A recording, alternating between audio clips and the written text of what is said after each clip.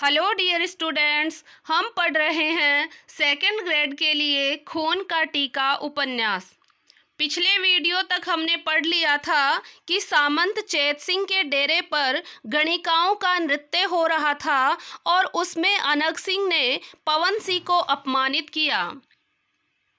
तब हमीर के पास पवन सिंह आता है और कहता है कि राणा जी, मुझे अपमानित जीवन जीना अच्छा नहीं लगता, उसके बजाय तो मैं सम्मानित मृत्यु प्राप्त करना चाहूँगा। हमीर ने पवन सिंह को आश्वासन दिया कि भविष्य में अनग सिंह तुम्हें कुछ भी नहीं कहेगा और पवन सिंह अभिवादन करके लौट जाता है। अब हमीर का आमंत्रण था मौजीराम को। अब हमीर ने मौजीराम को बुलाया और मौजीराम था एक कामदार जो मालदेव का कामदार था, अर्थात उनके रुपए पैसे का हिसाब रखता था, जो हमीर ने दहेज में मालदेव से मांग लिया था। अपने धार्मिक अनुष्ठान से निवृत्त होकर मौजीराम ने हमीर के मंत्रणा गृह में प्रवेश किया। हमीर अभी अपने कर्ण की स्वर्ण बालियों को निष्प्रयोजन स्पर्श कर रहा था। मौजीराम ने अभिवादन किया और हमीर के चिरायु होने और उसके पृथ्वी विजयी होने की कामना की।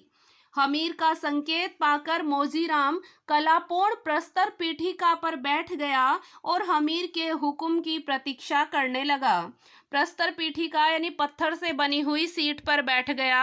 हमीर ने एक दीर्घ श्वास छोड़कर कहा, तुम अब हमारे सर्वे सर्वा हो, अमात्य ही नहीं महामात्य भी तुम ही हो। मैं एक लिंगेश्वर का दीवान हूँ और तुम मेरे। मुझे यह भी विश्वास है कि तुम एक स्वामी भक्त और सच्चे भृत्य के कर्तव्यों से भलीभांति परिचित होंगे।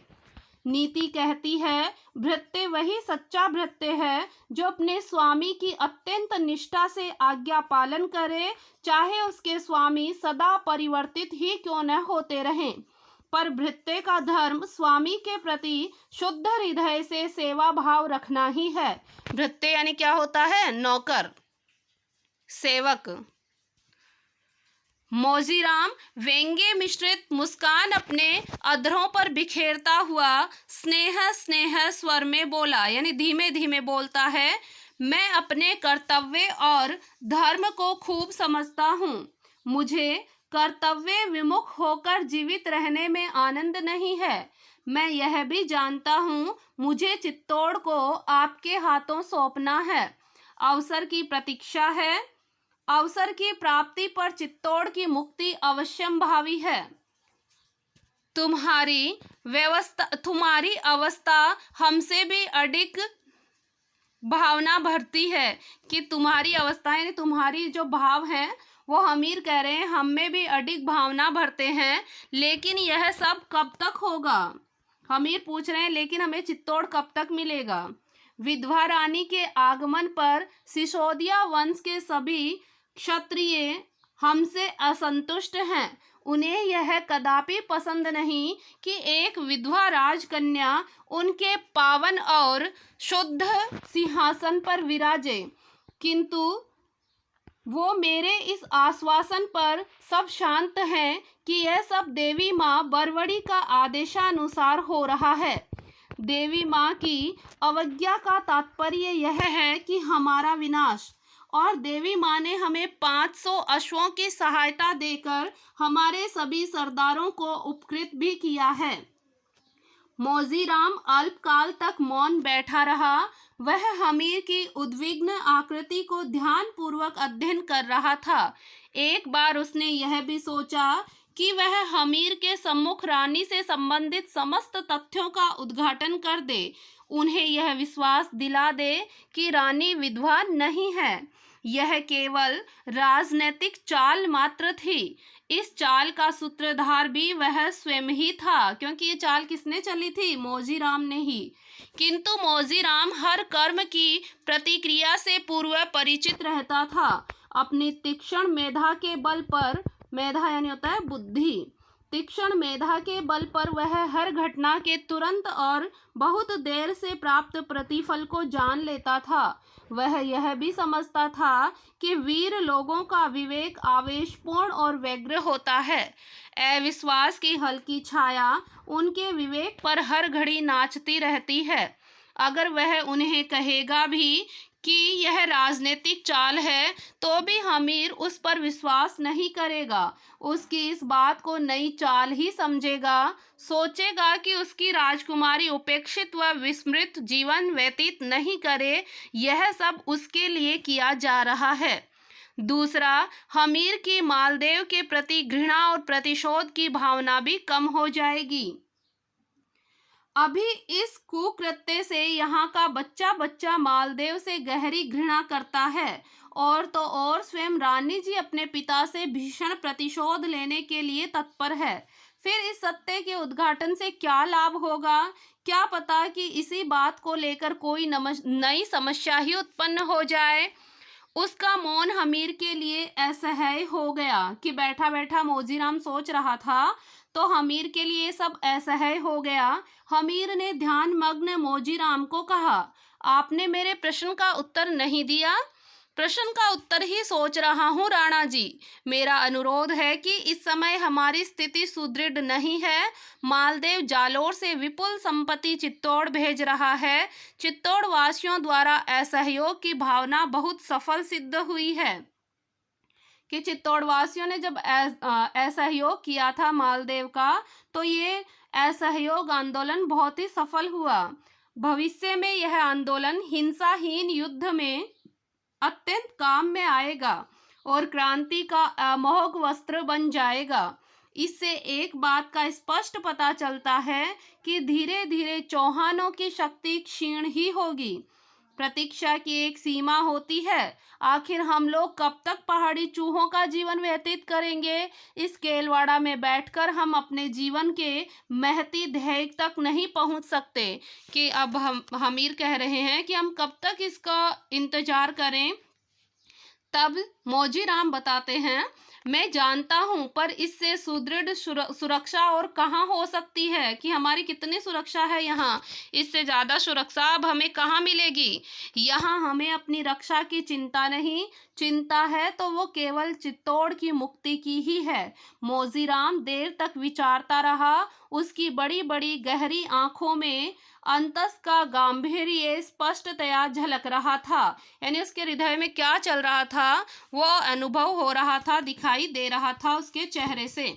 हमीर ने प्रश्न किया, तुम क्या सोच रहे हो?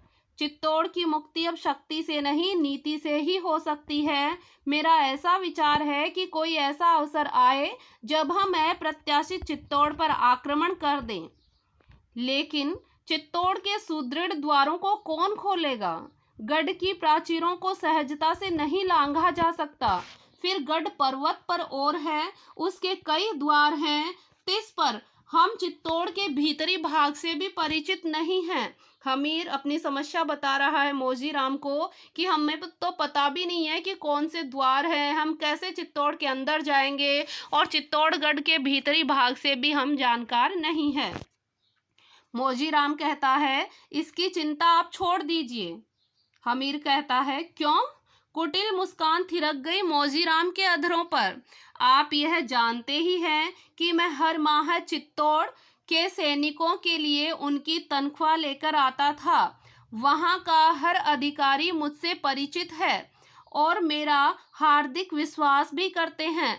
कदाचित मुझे देखकर वे सब विश्वास कर लेंगे, लेकिन अब वे सभी यह जानते हैं कि आप हमारे चाकर हैं। भला मालदेव का बेटा जैसा यानी जय सिंह आपका क्यों विश्वास करने लगेगा? अब हमीर कह रहे हैं, लेकिन अब तो वो जानते हैं ना कि आप हमारे यहाँ के सेवक हैं, तो वो आपका विश्वास क्यों करेगा? तब मोजीराम कहता है, जैसा मेरा अविश्वास नहीं कर सकता। फिर जो व्यक्ति आजकल उनके लिए तनख्वाह लेकर आता होगा, मैं उसी को ही अपना बना लूंगा। अगर अवसर मिल गया तो हम उसकी हत्या भी कर सकते हैं और राजा मालदेव का प्रवेश का आज्ञा पत्र भी प्राप्त कर सकते हैं। खूब मोजीराम, खूब। यह काम बड़ी सहजता से किया जा सकता है। शीघ्रता की आवश्यकता नहीं। आप चित्तौड़ तक पहुँचेंगे कैसे? मुझे वहाँ तक पहुँचने का कारण चाहिए। कारण क्या हो सकता है? विचारण ये है। दोनों मौन हो जाते हैं। दोनों सोच रहे हैं भाई चित्तौड़ तक ये मोजीराम पहुँचे कैसे। सूर्य देवता श्रृंग श्रेणियों को स्पर्श करके वातायन द्वारा उन दोनों के सनिकट अटखेलियां करने लग गया। सूर्य के पूर्वी और मेघ का बड़ा खंड अपनी काया को विस्तृत कर रहा था, यानी बड़ा सा बादल था सूर्य के पूर्व की ओर। लगता था बूंदाबांदी नहीं हो जाए। रसोई से एक दासी आई। हमीर के दुग्धपान का समय हो गया था। हमीर दासी के आगमन का हेतु समझ गया। हमीर को पता चल गया भाई दासी क्यों आई है। उसको जाने का संकेत करके वह बोला, हाँ मैं अभी आ रहा हूँ। दासी चली गई। हमीर ने कहा, एक समस्या का और समाधान चाहता हूँ। फरमाइए महाराज। इस अनग सिंह ने सबको तंग कर रखा है। उन्मादग्रस्त प्राणी की तरह यह युद्ध युद्ध चिल्लाता रहता है। उसे अपनी शक्ति पर इतना अभिमान हो गया है कि वह प्रत्येक सरदार का अपमान कर देता है। यह अक्षम्य और अशांति का प्रतीक है। हम उसे स्पष्ट कहना भी नहीं चाहते और उसे उचित पथ पर लाना भी चाहते हैं। तब मौजीराम उसकी समस्या का समाधान बताएगा कि यह तो एक साधारण सी बात है राणा। तो फिर हमीर कहते हैं कैसे? तब मौजीराम उसे बताते हैं, इसे थोड़े से सैनिक देकर कह दिया जाए कि वह शत्रुओं के साथी एवं उनके सहायकों को लूटना प्रारंभ कर दे। वह उन सामंतों से छुप कर युद्ध लड़े और आपकी अधीनता स्वीकार नहीं करते हैं। ऐसा करने से उनकी शक्ति सही रूप से उपभोग हो जाएगी। वो उनको समझा रहे हैं कि एक काम किया जा सकता है कि आप अनग सिंह को कह दो कि वो शत्रुओं के साथी और सामंतों से लड़ना शुरू कर दे, उनको लूटना शुरू कर दे और उन सामंतों से वो छुपकर लड़े जो आपकी अधीनता स्वीकार नहीं करते हैं। ऐसा करने से उसकी शक्ति का सही रूप से उपभोग हो जाएगा और आपकी हर घड़ी चिंता भी मिट जाएगी। मौजीराम की यह बात हमीर को बहुत पसंद आई। उसने तुरंत एक प्रहरी को अनग सिंह के घर भेजा। मौजीराम चला गया था। हमीर अपने कक्ष में चिंतातुर एवं अधशायित थे। अधशायित यानी आधे सोए हुए से, लेटे हुए से थे। चाचा की अंतिम इच्छा उसे क्षण भर के लिए सुख की सांस नहीं लेने देती थी। हर घड़ी उसके समक्ष चित्तौड़ की मुक्ति का प्रश्न ही नाचा करता था, क्योंकि चाचा की अंतिम इच्छा थी ना चित्तौड़ को मुक्त करवा देना।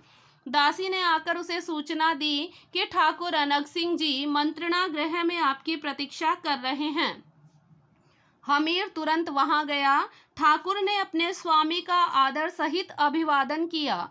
पूछा, हुकुम राणा जी। हमीर आश्वस्त होकर बैठ गया। उसे भी बैठने का संकेत किया। अनग सिंह की विशाल देह उस प्रस्तर पीठिका में नहीं समा सकी, यानी वो उसका विशाल शरीर था जो उस पत्थर की सीट पर नहीं बैठ सका जिस पर मौजीराम बैठा हुआ था। अतः अनग सिंह एक पाषाण चौकी पर बैठ गया। हमीर पूछते हैं, तुम्हें युद्ध में आनंद आता है? तुम्हारे जीवन का सर्वोपरि सत्य युद्ध ही है। तुम चाहते हो कि मैं युद्ध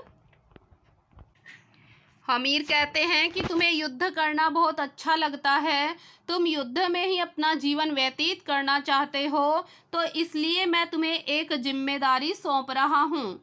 तब वो कहते हैं, अनग सिंह हुकुम कीजिए राणा जी कि बताइए क्या जिम्मेदारी। तुम यह अच्छी तरह समझते हो कि धन के बिना हम अपनी शक्ति को सुचारू रूप से नहीं चला सकते और हम सर्वथा असफल ही हो रहे हैं। चौहानों के निरंकुश सैनिक हमारी प्रजा पर अत्याचार करते हैं, इसलिए हमने यह निश्चय किया है कि तुम्हें कुछ सैनिकों का नेता बनाकर शत्रुओं से लोहा लेने के लिए भेज दें। इससे तुम्हारी युद्ध पिपासा को शमन मिलेगा, शमन यानी शांति मिलेगी जो आप साइकोलॉजी में पढ़ते हैं, तथा तुम्हारी क्षीण होती शक्ति को सही पथ भी मिल जाएगा। अनक सिंह ने विचित्र भाव भंगिमा से निर्जीव प्राचीर को देखा, यानी दीवार की तरफ देखा। हमीर उसकी इस विचित्र दृष्टि का तात्पर्य नहीं समझ सका। इसके अतिरिक्त जब अनक सिंह के अधरों पर अर्थ भरी मुस्कान देखी, तब उसके मन की जिज्ञासा बढ़ गई। हमीर ने कहा, तुमने उत्तर नहीं दिया। तब अनक सिंह कहता है, राणा जी, आपका हुक्म सिर आंखों पर, किंतु इतना निवेदन है कि आप मेरी शक्ति को युद्ध में व्यस्त करके क्षीण करना चाहते हैं। सो वह क्षीण नहीं होगी, वह युद्ध में और अधिक उन्मत्त होगी, और अधिक सबल होगी, और अधिक निशक होगी। जिस व्यक्ति को युद्ध में आनंद, मृत्यु में हर्ष और चित्कारों में संगीत की स्वर लहरी सुनाई पड़ती है, उस व्यक्ति को आप इस तरह क्षीण और दुर्बल नहीं कर सकते। उसे वस्तुतः आप क्षीण करना चाहते हैं तो किसी काल कोठरी में बंद कर दीजिए। घोर एकांत और नीरवता मुझे स्वतः ही क्षीण कर देगी। अनक सिंह के स्वर में तनिक व्यथा का समावेश हो गया। अगर आपने मेरे बल को क्षीण करने के लिए यह प्रपंच रचा है, तो मुझे हार्दिक संताप है कि मुझे बहुत दुख हुआ है इस बात को लेकर। अगर राणा जी को मेरी युद्ध की प्रवृत्ति से किसी तरह की शंका है, तो मैं अपने हर्षोल्लास को समाप्त करके उनके चरणों में अपना जीवन अर्पण कर दूंगा। राणा जी, मुझे पतित नहीं समझे। पतित यानी पापी नहीं समझे। पवन सिंह से मेरी कोई शत्रुता नहीं है, फिर भी न जाने क्यों मेरा विवेक उसे देखकर वाचाल हो जाता है। अब अनक सिंह कह रहे हैं कि हालांकि मैं पवन सिंह से मेरी कोई शत्रुता नहीं, लेकिन जब भी मैं उसको देखता हूँ ना, तो मेरी बुद्धि वाचाल हो जाती है। मुझे ऐसा प्रतीत होता है कि वह मेरा प्रतिद्वंदी है। एक अनावश्यक जलन है उसके प्रति मेरे मन में, किंतु इसका अर्थ आप यह नहीं लगा सकते कि मैं मेवाड़ का अहित चाहता हूँ। मैं राणा जी की वेदना से अनभिज्ञ नहीं हूँ। स्वभाव जनित दुर्गुणों के कारण मैं आपको पीड़ित अवश्य करता हूँ, कि मेरा स्वभाव ही ऐसा है, मेरे में दुर्गुण भरे हुए हैं, इसलिए मैं आपको पीड़ा जरूर पहुँचाता हूँ। किंतु जहाँ देश की मुक्ति का प्रश्न है, वहाँ अनक सिंह अपने सिर को हथेली पर रखे हुए है। हमीर भावाभिभूत हो गया, अपनी दुर्भावनाओं से तड़पा गई, यानी जो मन की उसकी बुरी भावना थी हमीर की, क्योंकि हमीर सच में चाहता था कि अनक सिंह अपनी शक्ति का प्रयोग केवल सामंतों को लूटने में ही लगा दे। वह अनक सिंह के विशाल पुष्ट कंधों को मजबूती से पकड़ता हुआ बोला, नहीं ठाकुर नहीं, ऐसा हीन विचार मेरे मन में नहीं आ सकता। पूर्व कथन में मेरी दुर्भावना नहीं थी, यानी मैं जो कह रहा था उसमें मेरी कोई बुरी भावना नहीं है। शब्द का रूढ़ अर्थ मत लगाओ। मैंने तुम्हें शत्रुओं के दमन हेतु ही यह कार्यभार सौंपा है। मैं चाहता हूँ कि तुम अजात शत्रु बन जाओ, अपनी अजय शक्ति से चौहानों के दांत खट्टे करो, इतना परेशान कर दो कि वे विचलित हो उठे। ऐसा ही होगा।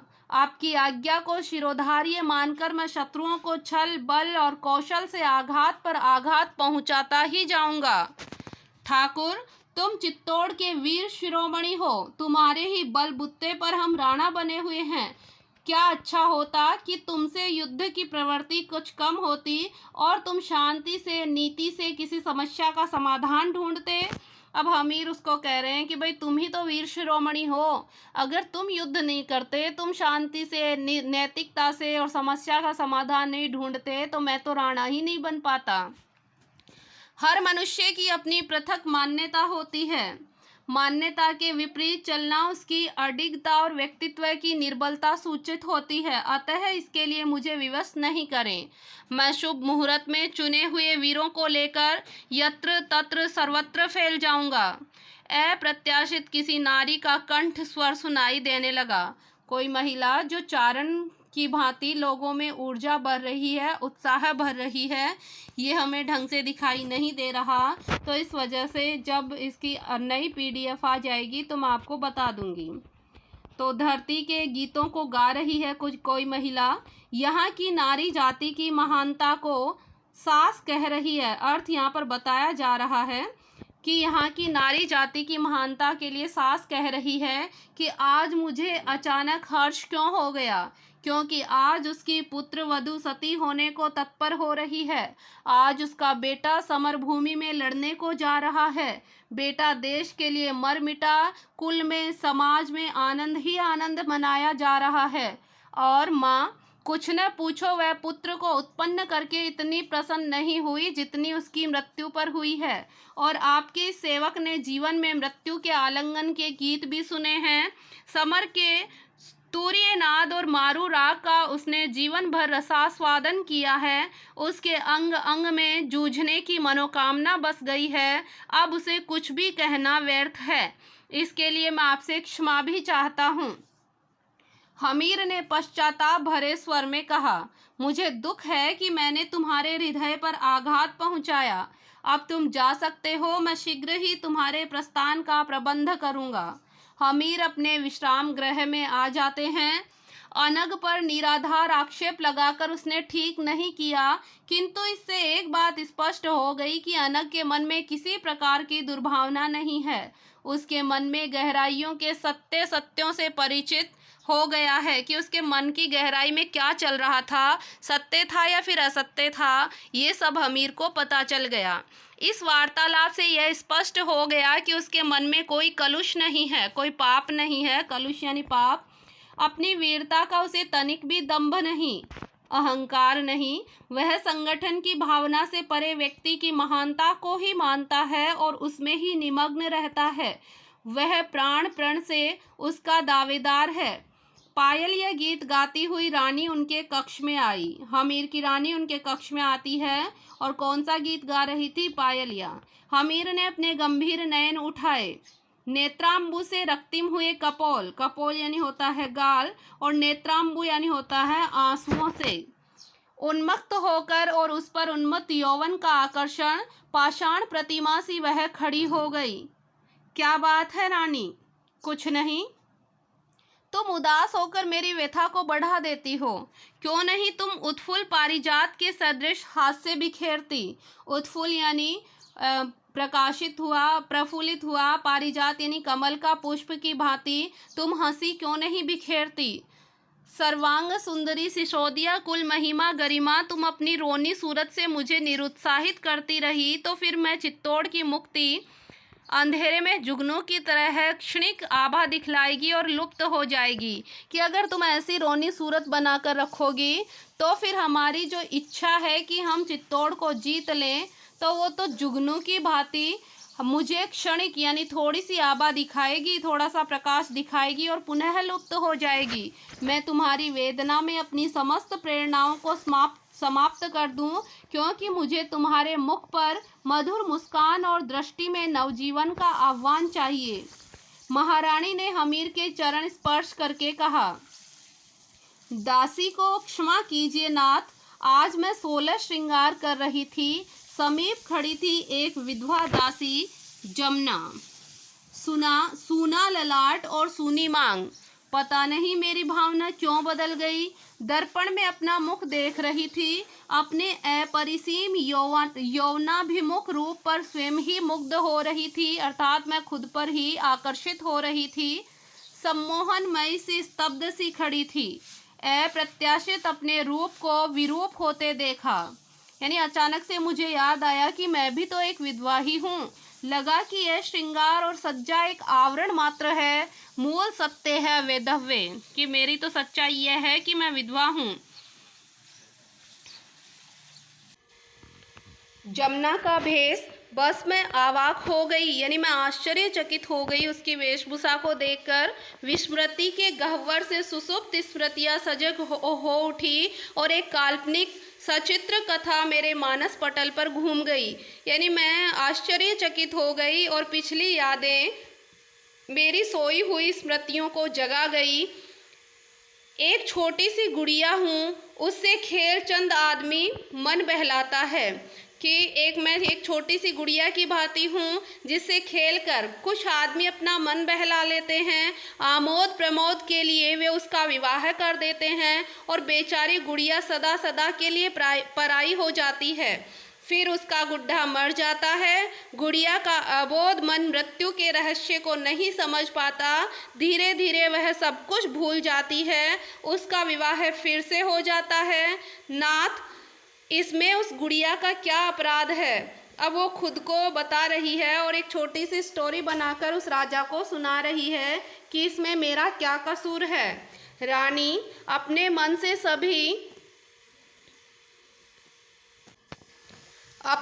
से सभी शंकाओं को दूर करो, यानी सभी शंकाएं, जितनी भी शंकाएं उनको निकाल दो। मैं तुम्हें उतनी ही पवित्र मानता हूँ जितनी अग्नि है। व्यर्थ में दुष्कामनाओं द्वारा आत्मपीड़न का नाम देना ठीक नहीं, यानी तुम अपने आप को पीड़ा क्यों पहुंचा रही हो।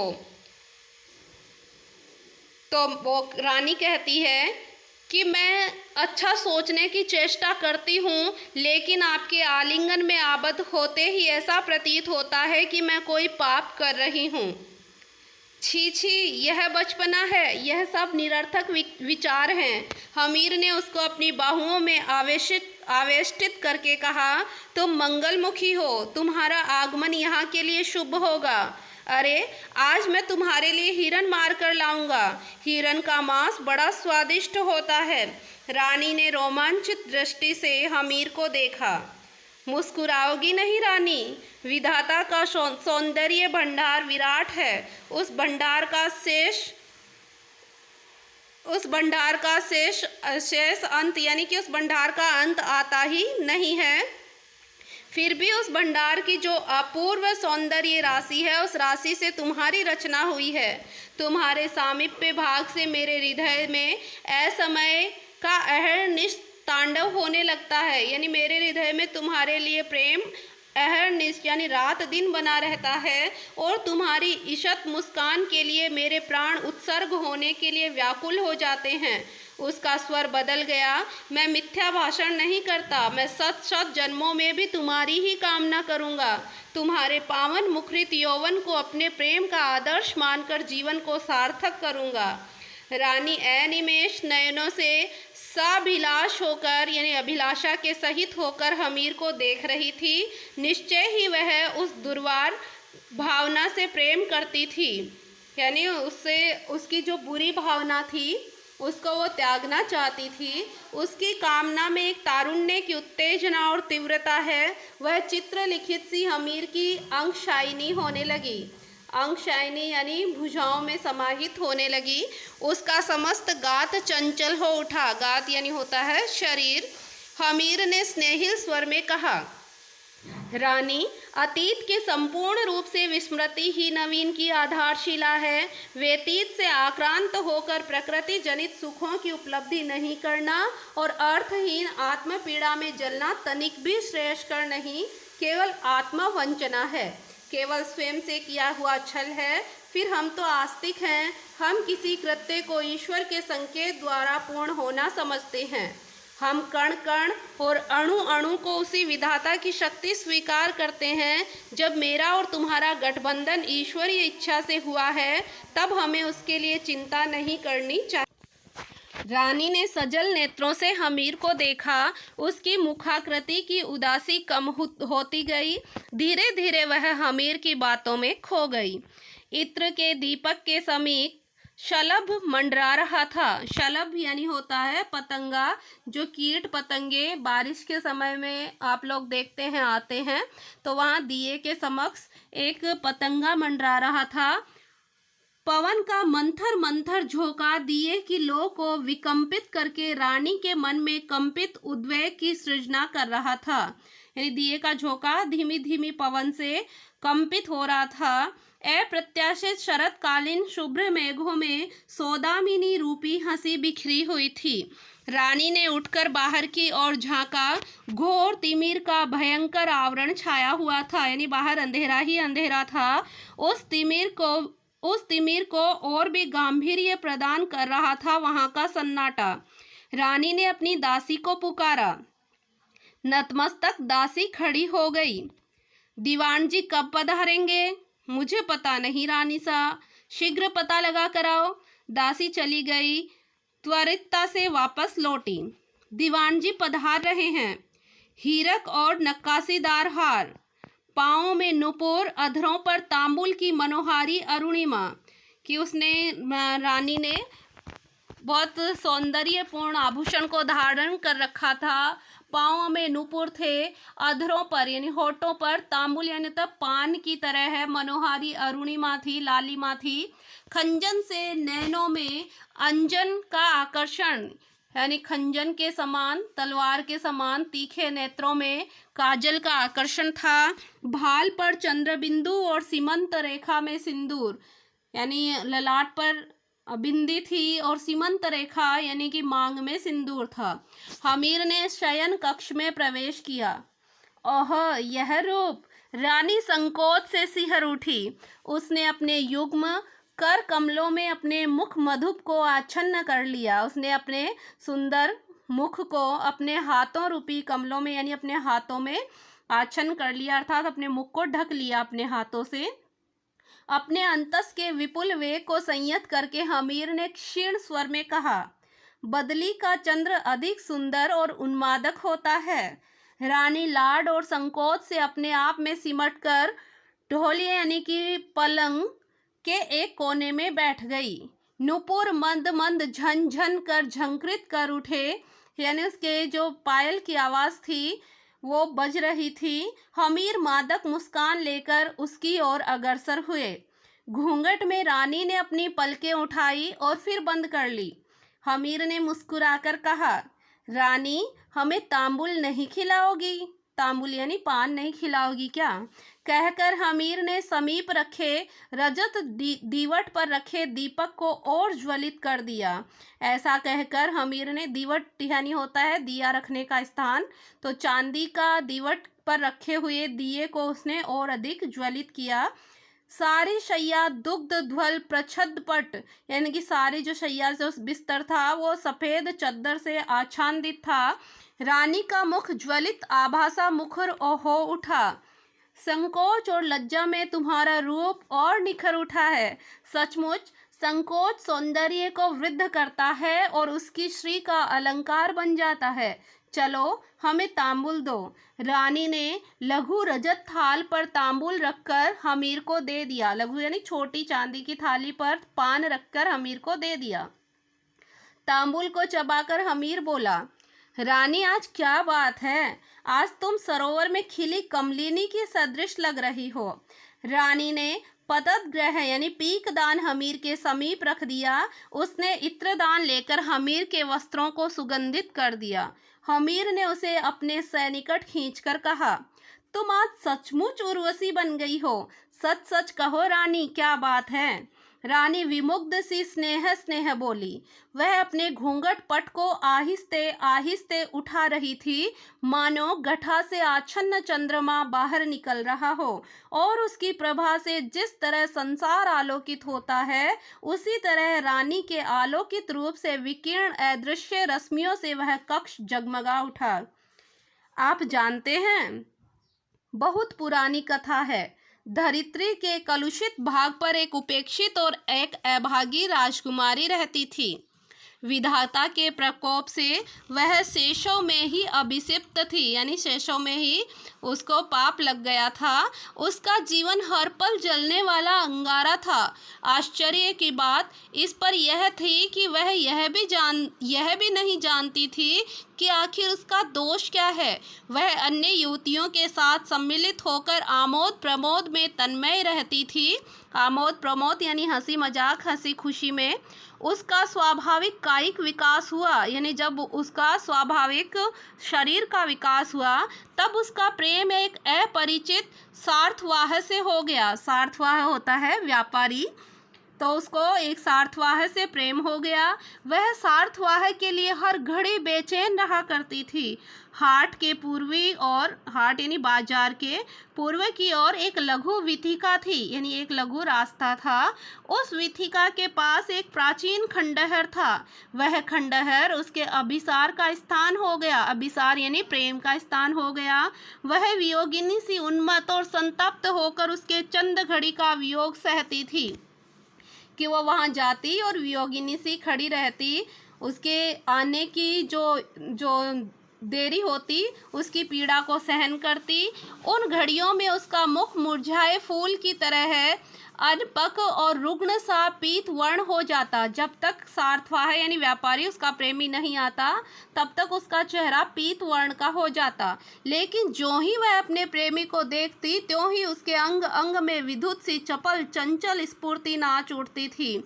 उसकी आंखें आनंद से प्रदीप्त हो जाती थी। चित्त प्रसन्नता के अतिरेक से गदगद हो जाता था। वे दोनों कुल आचरण करके महापाप किया है और साथ में उससे उस रहस्य को छिपाकर उसने उसके मन के से स्नेह को भी समाप्त कर दिया है कि वे दोनों साथ में रहते थे, बहुत अच्छे से प्रेम करते थे, लेकिन उस लड़की ने कुल के आचरण व्यवहार करके महापाप किया। क्योंकि वो कैसी थी, वो बचपन में ही विधवा थी, तो उसने ये महापाप कर दिया और साथ ही उससे रहस्य को छिपाया रखा, यानी उस सार्थवाह को, व्यापारी को बताया भी नहीं कि मैं विधवा हूँ। तो इस प्रकार से सार्थवाह के मन से जितना प्रेम था वो प्रेम समाप्त हो गया। अब बेचारी वह हतभागिनी उन्मादित हो गई। अब वह दुर्भाग्यशाली लड़की थी, वो उन्मादित यानी पागल हो गई। वह उस आघात को नहीं सह सकी, विक्षिप्तता से भटकने लगी और एक दिन समस्त सृष्टि की घृणा, उपेक्षा और दुत्कारों ने उसे आत्महत्या के लिए विवश कर दिया। उसने अपनी यह लीला समाप्त कर दी। सार्थवाह ने सांत्वना की सांस ली।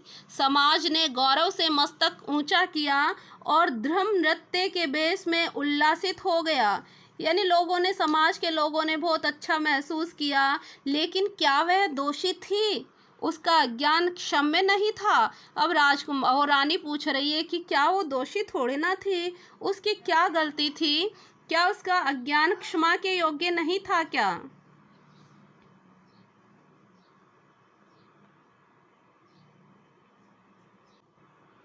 हमीर ने कहा, मैं वह सार्थवाह होता तो मैं उस प्रेमोन्मुक्त युवती को अपने हृदय सिंहासन पर बिठाता। यदि राजकुल इसे राज्य नियम के विरुद्ध बनाते तो मैं उसके लिए राज्य सिंहासन और राज मुकुट को सहर्ष त्याग देता और उसे अपनी पलकों में बैठाकर सुदूर किसी ऐसे प्रदेश में चला जाता जहां वह और हम शांति और सुख से रहते।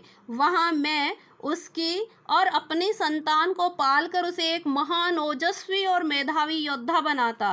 रानी के मुख पर उज्ज्वल कमनीयता दीप्त हो उठी। उसकी दृष्टि में भक्ति जनित पावन श्रद्धा ने जन्म लिया।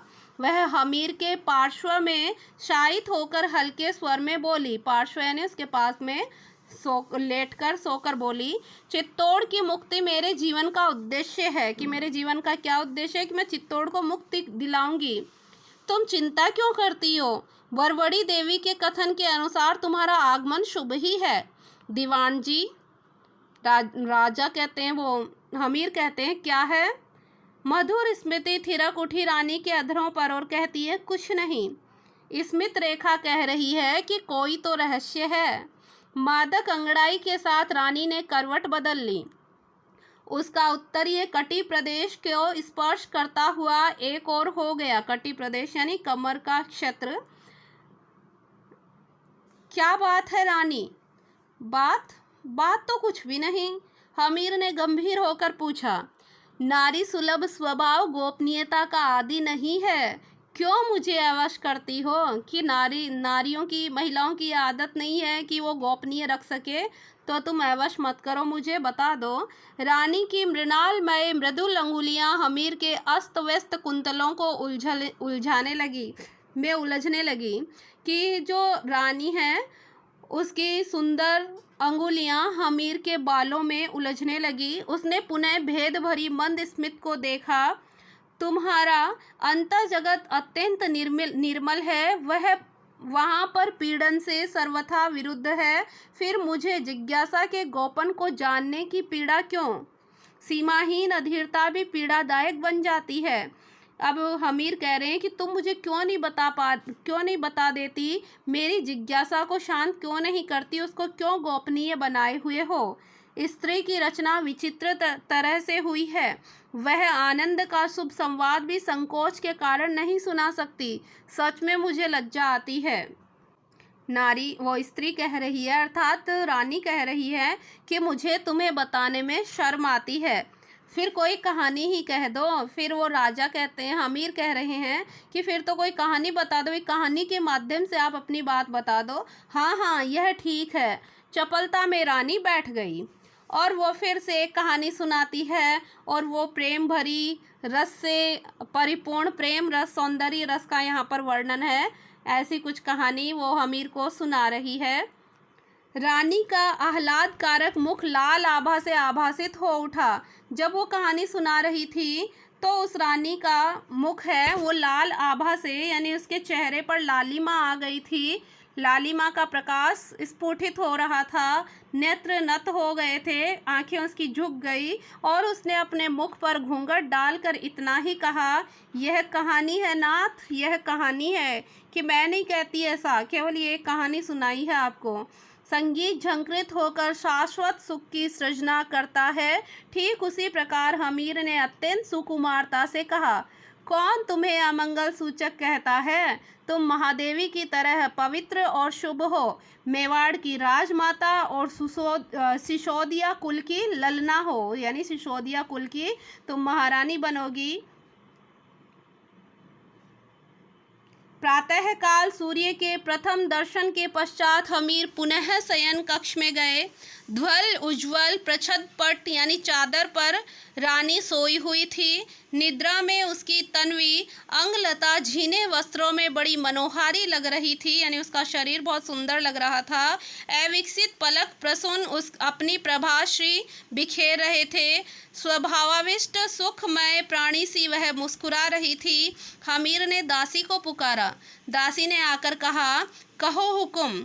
हमीर ने कहा, रानी सा जब जागे तब हमारा उन्हें प्रणाम कह देना। दासी ने उन्हें अर्थभरी दृष्टि से देखा, पर वह इस प्रभात प्रणाम का रहस्य नहीं समझ पाई। मंत्रणा गृह में पहुंचते ही उसने मौजी राम को यह शुभ संवाद सुनाया, यानी अपने प्रेम की बातें मौजी राम को बताई। मौजी राम के अधरों पर सदा की तरह वही रहस्य भरी मुस्कान धावित हो गई। अपने नेत्रों को ऊपर की ओर उठाकर वह बोला, विजयश्री स्वयं हमारे पास आ रही है। शुभ लक्षण, शुभ लक्षण। हाँ मौजीराम, शुभ लक्षण है, लेकिन मैं जब तक मालदेव से अपने पूर्वजों का प्रतिशोध नहीं लूँगा तब तक मुझे चैन नहीं पड़ेगा।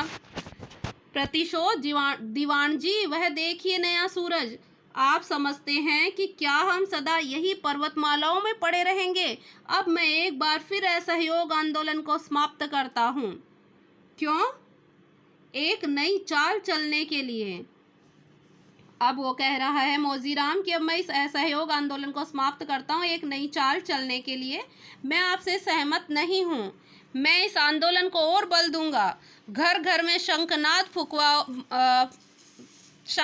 फुंकवा दो, अर्थात घर घर में ये बात फैला दो कि अपने प्राण दो पर सहयोग नहीं दो। लेकिन उससे शत्रु सावधान हो जाएगा, वह सुख में प्रमादित नहीं होगा। इससे हमारी नीति असफल सिद्ध हो सकती है। ये बात कह रहे हैं मौजीराम। अब हमीर कहते हैं, हमीर ने अपनी पैनी दृष्टि मौजीराम पर डाली। विहंस कर वह बोला, नहीं कामदार, मैं एक बार उत्पात मचाना चाहता हूँ। असहयोग और वह अनग सिंह द्वारा। मैं चाहूँगा एक बार जैसा हरि सिंह और अन्य चौहान बौखला उठे, तब आप उनके पास जाएं और उनसे क्षमा याचना करके उन्हें धन राशि भेंट करें और यह भी प्रार्थना करें कि हमीर को अपने दुष्कृत्यों पर पश्चाताप है। और यानी हमीर कह रहा है कि मैं ऐसा करूँगा, उत्पात मचाऊँगा, और फिर तुम जाना और जाकर वहाँ कहना चित्तौड़ में कि मैं क्षमा याचना करता हूँ और मेरे द्वारा जितने भी दुष्कृत्य किए गए हैं उनका मैं पश्चाताप करता हूँ। इतने में एक आवाज़ आती है, कोई अंदर प्रवेश कर रहा है मंत्रणा गृह में, और जीवन ने सब वस्तुओं को हमीर के चरणों में अर्पण करते हुए कहा। जीवन नाम का कोई व्यक्ति आ रहा है और जीवन ने सब वस्तुओं को, यानी जितने उसके हाथ में वस्तुएं थी, उनको हमीर के चरणों में अर्पण करते हुए कहता है, पिताजी ने आपको अपनी यह पहली सौगात भेजी है। ये जीवन है कौन? ये अनक सिंह का बेटा है। और कहता है, पिताजी ने आपको अपनी यह पहली सौगात भेजी है। सौगात यानी उपहार। यह सिर्फ देशद्रोही महीप सिंह का है। यह गुप्त रूप से उस बात का प्रचार कर रहा था कि हमीर इस सिंहासन का वास्तविक अधिकारी नहीं है। जीवन बता रहा है कि ये महीप सिंह का सिर है, और इस महीप सिंह ने ये बात फैलाई थी कि हमीर इस सिंहासन का वास्तविक अधिकारी नहीं, वह सामंत है। उसने एक विधवा से ब्याह करके सूर्यवंशियों की मान मर्यादा को भंग किया है। वह नृशंस और निरंकुश है। पिताजी ने उसे उसके द्वंद्व के लिए ललकारा। बड़ा घमासान द्वंद्व युद्ध हुआ। पिताजी को कई सख्त चोटें भी आई, लेकिन महीप उसके वार में नहीं बचा। रक्त स्नात सिर सौगात की वस्तु की तरह हमीर के समक्ष पड़ा था, यानी रक्त से भरा हुआ नहाया हुआ सिर एक उपहार की भांति हमीर के सामने पड़ा था। वो सिर किसका था? महीप का। मोजीराम ने तीर्थंकर की अभ्यर्थना की। स्वयं हमीर चंद क्षण के लिए निश्चल बैठा रहा। यानी हमीर ने सोचा ये हो क्या रहा है। फिर वह बोला, उसे कहना कि दीवान जी ने उसे रक्तपात करने के लिए मना किया है। हमीर को याद आता है, मैंने तो कहा था, मैं ऐसा कैसे कह दूं? नहीं नहीं, ऐसा मत कहना। उसे हमारी ओर से धन्यवाद कहना। उसे कहना कि मैं उसके कार्यों से बड़ा प्रसन्न हूँ। अब जीवन चला गया। मौजीराम ने कहा, राक्षसी वृत्ति मानवीयता के लिए घातक सिद्ध होती है। आप अनक सिंह को अधिकार में क्यों नहीं रखते? मुझे इस बात का डर है कि कहीं वही विद्रोही नहीं बन जाए। कि मुझे तो ये डर लग रहा है कि कहीं अनक सिंह विद्रोही नहीं बन जाए। यह संभव नहीं है। हमीर कह रहे हैं भाई ऐसा नहीं होगा। तब मौजीराम कह रहे हैं, संभव असंभव पर मत जाइए, मनुष्य की मनोवृत्ति को देखिए। आवश्यकता से अधिक अधिकार प्राणी को पथ से विमुख कर देते हैं। फिर व्यर्थ की हिंसा विवेकशीलों का काम नहीं। तुम चिंता नहीं करो, हमीर इतना भोला नहीं है। यह हर समस्या का समाधान भी जानता है। हमारे पास योद्धाओं का अभाव नहीं। यदि अनक सिंह ने कहीं भी गलत कदम उठाया तो मैं पवन सिंह से उसका द्वंद्व युद्ध करवा दूंगा, और पवन सिंह अनक सिंह को समाप्त किए बिना नहीं रहेगा। पवन सिंह के कुशल हाथ कभी भी धोखा नहीं खाते। हमीर कह रहा है कि तुम चिंता मत करो, मैं अनक सिंह का सफाया करवा दूंगा अगर वो विद्रोही बनेगा तो। तब मौजीराम अपने मन के विचार को कहते हैं, और अगर परिणाम इसके विपरीत हो गया तो, कि अगर मान लो अनक सिंह ने पवन सिंह को मार दिया तो। तब हमीर कहते हैं, अनक सिंह पर दोष लगाकर उसे बंदी बनाया जा सकता है। भाई अनक सिंह पर फिर मैं दोष लगा दूंगा कि तुमने पवन सिंह को मारा क्यों।